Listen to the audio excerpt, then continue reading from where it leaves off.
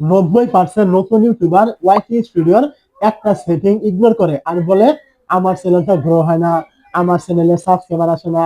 তো আজকে মূলত ওই একটা সেটিং আপনাকে দেখাবো যেটা আপনার কখনোই ইগনোর করা উচিত নয় যদি আপনি নতুন হয়ে থাকেন ইউটিউবে।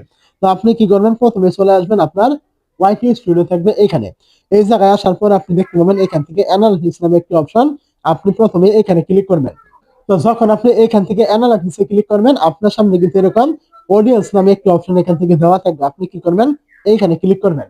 তো অডিয়েন্সে ক্লিক করার পরে আপনি এখান থেকে নিচের দিকে চলে আসবেন, একদম নিচের দিকে, একদম নিচের দিকে আসবেন। আসার পর আপনি এখান থেকে পেয়ে যাবেন এই যে একটা অপশন দেখতে পাচ্ছেন এখান থেকে দেওয়া রয়েছে হোয়াট ইউর অডিয়েন্স ওয়াচ নামে একটি অপশন, এবং নিচে কিছু ভিডিও কিন্তু এখান থেকে শো করছে, এবং তার নিচে আপনি দেখতে পাচ্ছেন মোর নামে একটি অপশন, আপনি এই মোরে ক্লিক করবেন।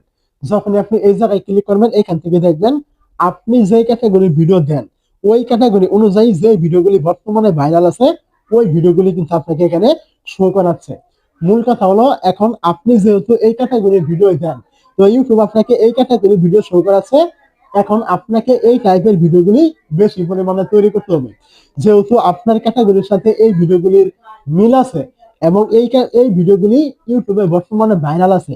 এখন আপনাকে এই টাইপের টপিক অনুযায়ী ভিডিও তৈরি করতে হবে, যে টপিকগুলো ইউটিউবে এখান থেকে দিয়ে দিয়েছে, তাহলে অবশ্যই এই ভিডিওগুলির মতো আপনার ভিডিওটাও ভাইরাল হওয়ার চান্স কিন্তু থাকবে। আপনি নতুন হলে অবশ্যই আপনাকে এই টেকনিকটা কাজে লাগাতে হবে।